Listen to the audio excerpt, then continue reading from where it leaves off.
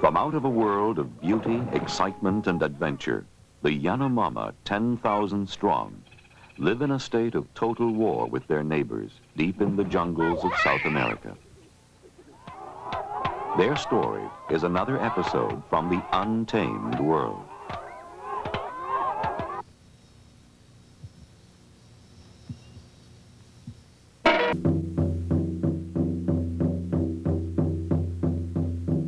The Yanomama Indians of South America have preserved a centuries-old culture untouched by Western civilization. They see themselves as a powerful and special people, and that is how they would have others think of them, the fierce ones. According to their legends, it is in the nature of man to fight. Long ago, one of their gods, the spirit of the moon, had a habit of coming down to earth to eat children's souls. Two brothers got annoyed at this and shot him with their arrows. The wound bled profusely. The blood changed to men as it hit the earth, causing a large population to be born, all male, ancestors of the Yanomama. Where the blood fell most thickly, the men were so warlike that they became extinct. Where the blood had a chance to thin out, the warriors were slightly less fierce and survived.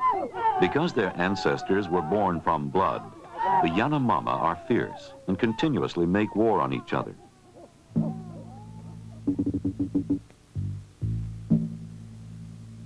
The Yanomama live in small villages in the upland forests of southern Venezuela and northern Brazil.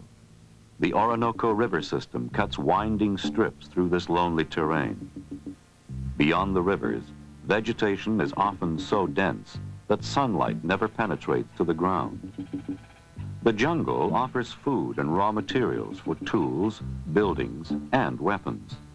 One of its most important products is curare poison, essential for the Yanomama hunting system, obtained from wild liana vines. When the men find a liana on their hunting trips, they mark it, returning later to cut it down. They then scrape down the fine surfaces, wrap the shavings in leaf packages, and return to the village, called a chapuno.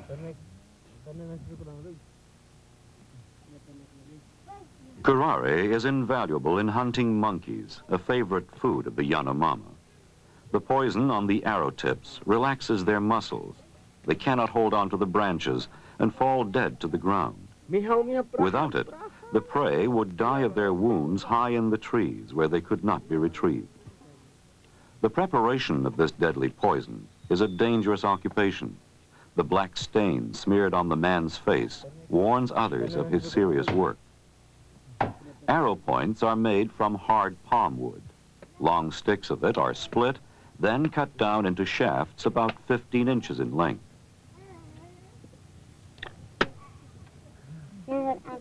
Each splinter is then shaved down to a fine point. The production of arrowheads, like hunting, is a daily routine.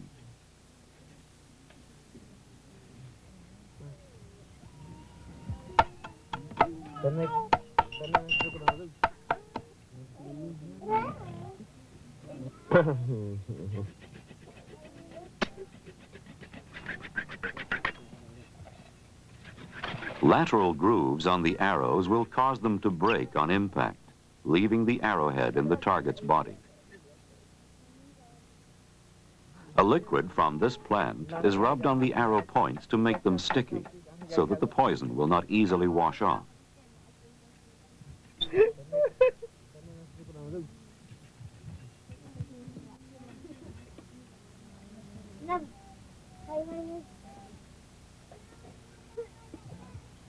Now a palm leaf, molded to form a trough, is set up in a stick framework over a bowl.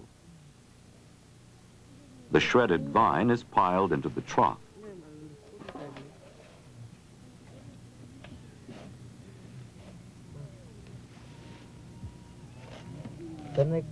Hot water is now poured through the curare, extracting the poison from the shreds into a water solution.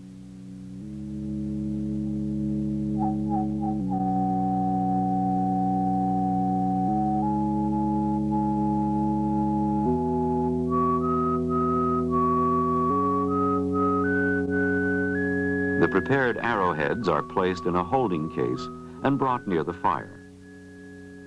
Large palm leaves are lashed together around the shaft to form a solid handle. The heated poison solution is painted on the sticks. This is done repeatedly. The water evaporates, leaving a sticky resin which eventually dries.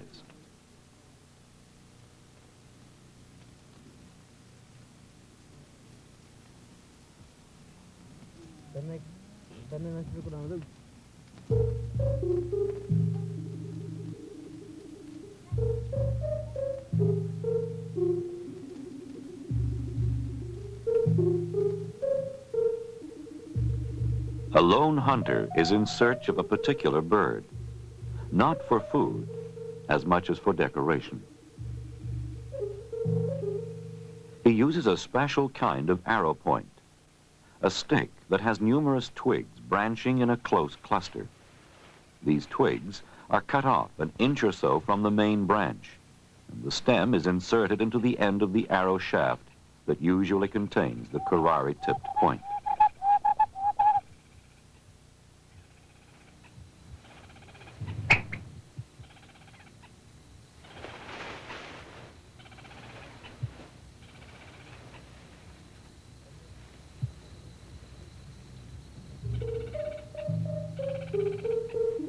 Parrot feathers make colorful decorations. Red is a symbol of happiness to the Yanomama.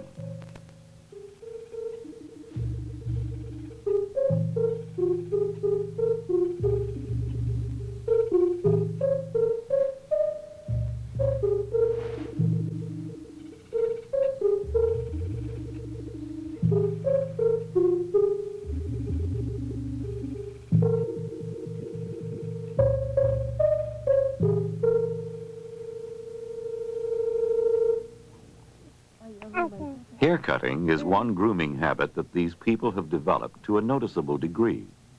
They use a reed called razor grass, which grows wild in the jungle. They use it to cut their hair and keep their tonsures cleanly shaved. A sliver of this reed is wrapped around the index finger in such a way that the sharp edge is exposed. The practiced hand can shave a head bald in a matter of minutes, and with no more pain than would come from using a dull steel razor blade.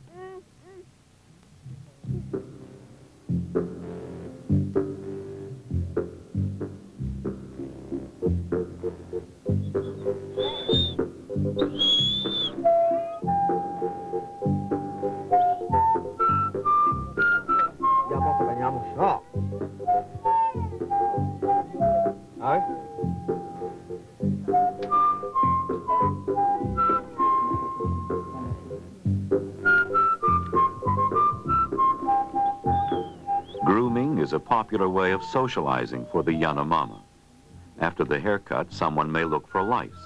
This is pleasurable for everyone. It relieves the scalp itch, and the small animals are also very tasty to these people.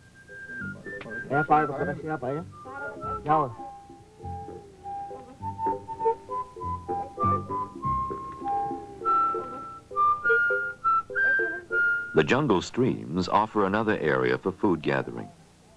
In small streams, a poison is used to stun the fish. In larger ones, the women scoop up the fish either by the handful or with loosely woven shallow baskets. But here the activity is shared by the whole family.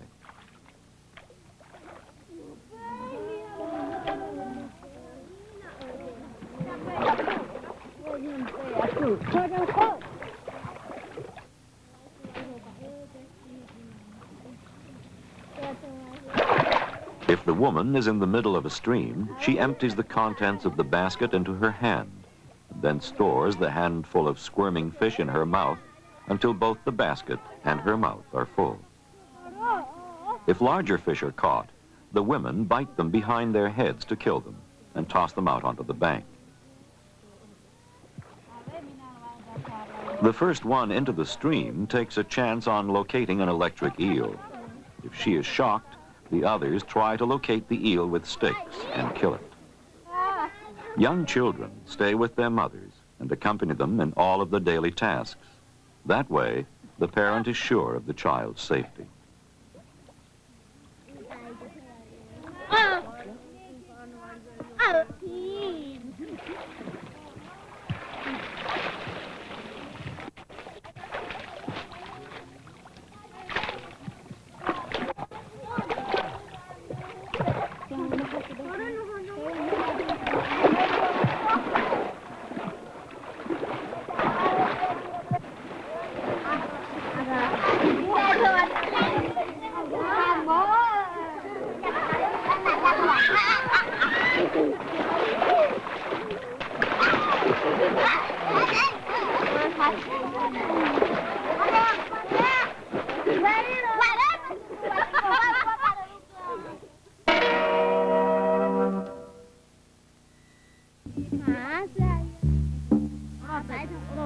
Male children are a privileged group among the Yanomama. Their sisters begin to help with household tasks at an early age, but the boys explore the jungle and acquire the skills that will earn respect among their elders. They hunt for lizards or fish with miniature bows and arrows, but little boys are poor shots, so practice can last for hours.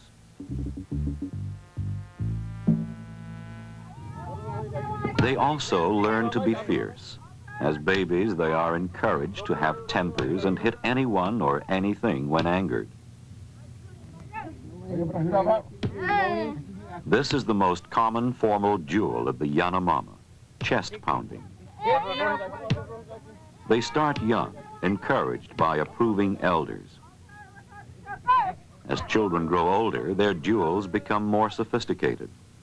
They shrewdly size up their opponents, adjust positions, and measure distances carefully for maximum impact.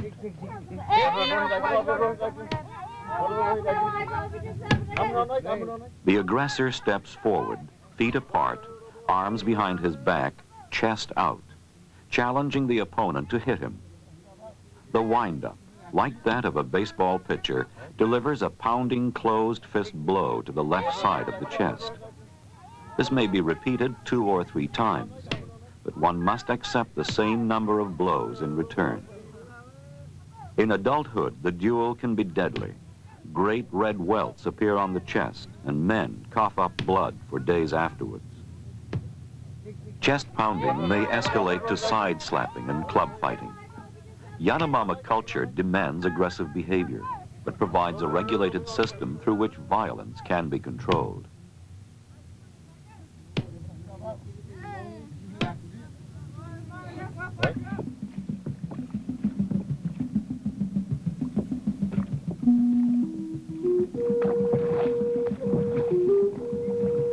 The Yanomama farm some crops, but their source of meat is the jungle around them. Organized hunting parties of 4 or 5 are away from the village for a week or more. The main rivers are traveled by canoes made for one trip only.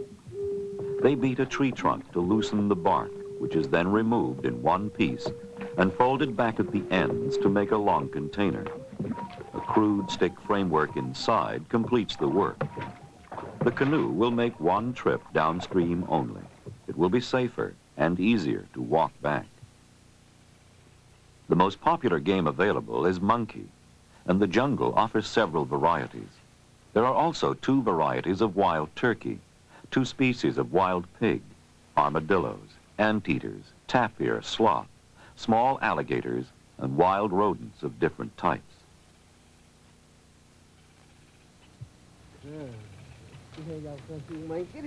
The experienced huntsman can also mimic animal sounds to attract his prey.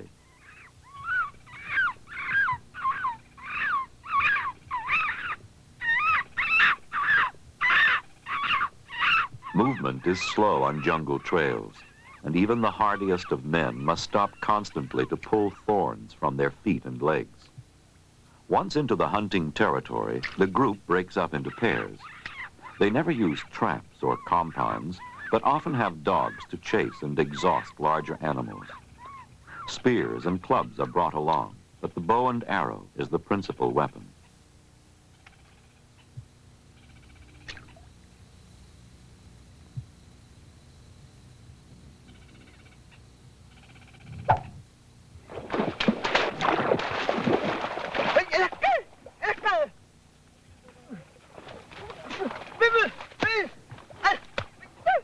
A prize catch, a huge swamp rodent called alpaca.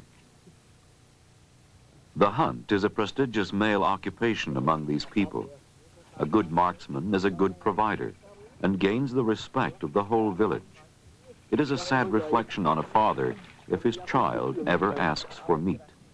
After the hunt, the father will often abstain from the meal until his entire family has eaten, so that there will be no gossip around the village suggesting that he is lazy, stingy, or cannot shoot well. Slung across the back, the animal will be brought to base camp and kept until the hunting party returns home. The men eat plantain or small birds while in the jungle. All large game is saved for the families in the village, waiting for their return.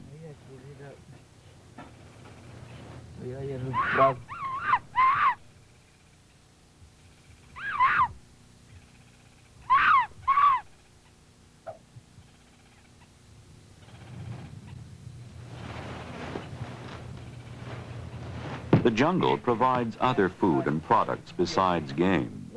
Vines for hammocks and rope, edible mushrooms and insects, crabs, plant pigments, and several kinds of edible palm. Their farms give the Yanomama a certain stability. The jungle provides variety.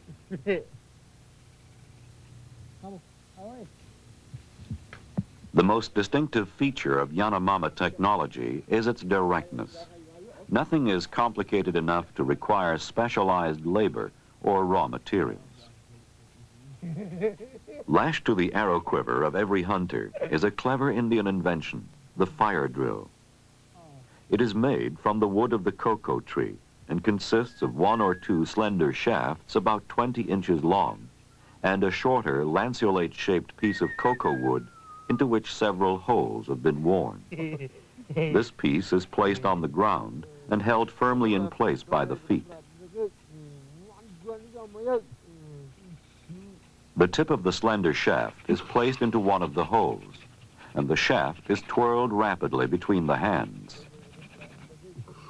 The heat caused by friction ignites the wood dust that results from the spinning tip, and this is immediately transferred to some tinder. The men usually work in pairs to start a fire, as the dust cools off by the time a single man can get his hands back up to the top of the slender shaft to begin another downward twirling motion.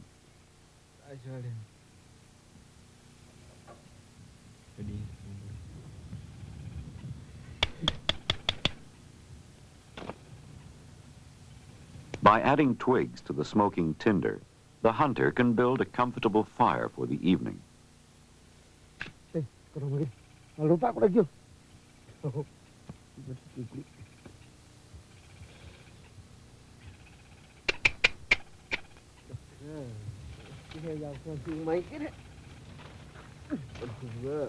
While they're out on a hunting expedition, the Yanomama put up rough overnight shelters.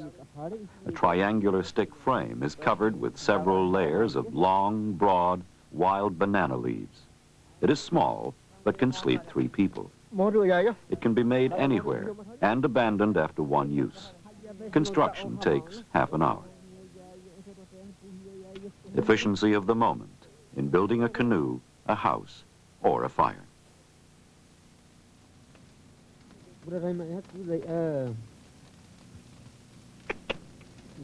Tobacco chewing is a favorite preoccupation among the Yanomama. Addiction is universal. Well-chewed wads of it are passed around the evening fireside. It is so important to these people that they translate the word poverty with a phrase meaning being without tobacco.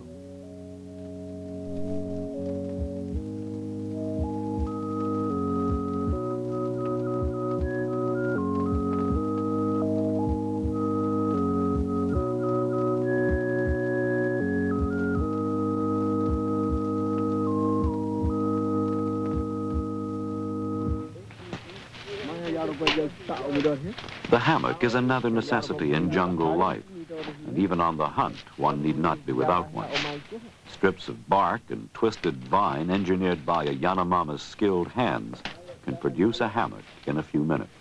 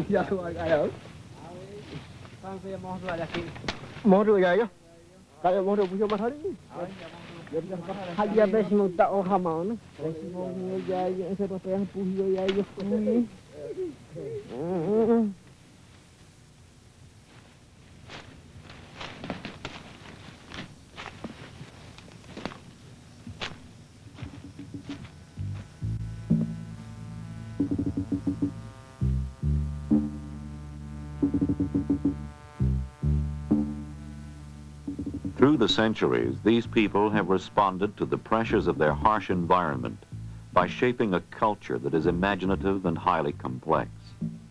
The Yanomama present a vivid episode in the unfolding pageant of the untamed world.